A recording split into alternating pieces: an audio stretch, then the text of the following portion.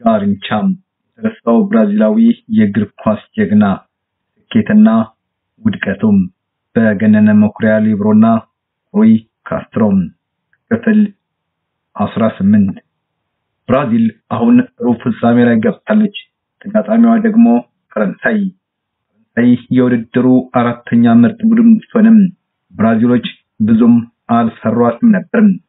ዳይልቅ የስዊድን ቆነጃጅት ጋር ማለታቸው አስፈርቷቸዋል። በተለይ ጋርንቻ ዲዲና ጃልማር አይነቶቹ በስዊድን ወርቃማ ጸጉር ቆነጃጅት ራዳር ውስጥ ገብቷል። ይህ የብራዚል ቡድን ስጋት እየሆነ መጥቷል።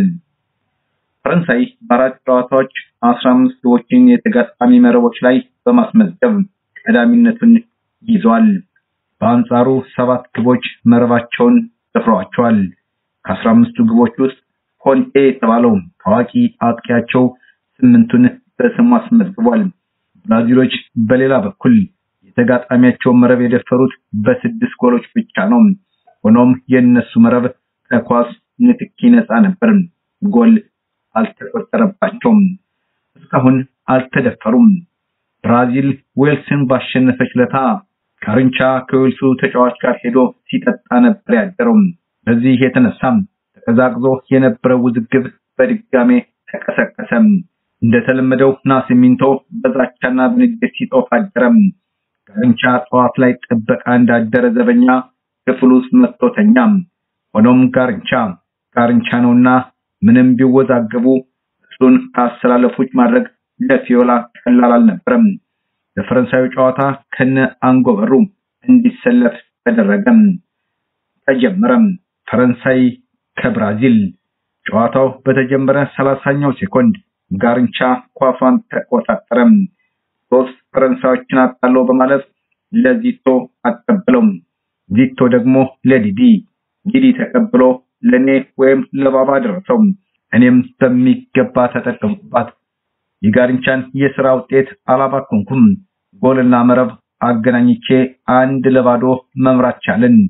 ሆኖም አስፈሪው ኮንቴ 8ኛው ደቂቃ ላይ መረባችንን አስገድዶ ደፈረም። ፈረንሳዮች አቻ ሆኑ። የጎሉ መቆጠር ብራዚሎችን ሲያቀዘቅዝ ለፈረንሳዮች ነዳጅ ሆነላቸው። 15 ደቂቃዎች ደበደቡን። በእነዚህ ደቂቃዎች ውስጥ እድለኛ ስላልነበሩ ነው እንጂ ጎል ሊያስቆጥሩ የሚችሉባቸው በርካታ እድሎች አጋጥሟቸው ነበር። ጋርንቻን ጠንቅቆ የሚያውቀው ዲዲ የፈረንሳዮችን ጥቃት ለመቋቋም መፍትሄ ያለው ለጋርንቻ ቶሎ ኳስ እንዲደርሰው በማድረግ በሱ በኩል ፈረንሳዮች ላይ የማባራ ጥቃት ማድረስ እንደሆነ ተገነዘበ።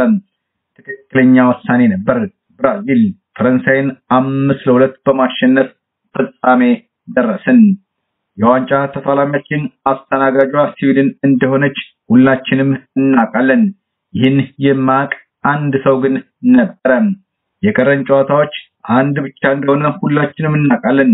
የቀረን ጨዋታ አንድ ብቻ ሳይሆን 2 3 4 በላይ በርካታ ነው ብሎ የሚጠብቅ ግን አንድ ሰው ነበረ። የተረሳው ብራዚላዊ የእግር ኳስ ጀግና ማኑኤል ጋርንቻ ፈረንሳይን ካሸነፉ በኋላ እንዲህ ሲል ኒልቶን ሳንቶስን ጠየቀው። ቀጣዩ ተጋጣሚያችን ማን ነው? ስዊድን ነው። ስዊድን መለሰ ሳንቶስ በመቀጠልም ማኔ ይህ የመጨረሻ ጨዋታችን ነው ሲል ነገረው። ጋርንቻ ይህን ሲሰማ ደነገጠ። ምን በቃ? ጋርንቻ በመከፋት መለሰም። ምን አይነት አስቀያሚ የውድድር መድረክ ነው? ከዓለም ዋንጫ ይልቅ የብራዚል ሊግ ሐሪፍ ሊግ ነው።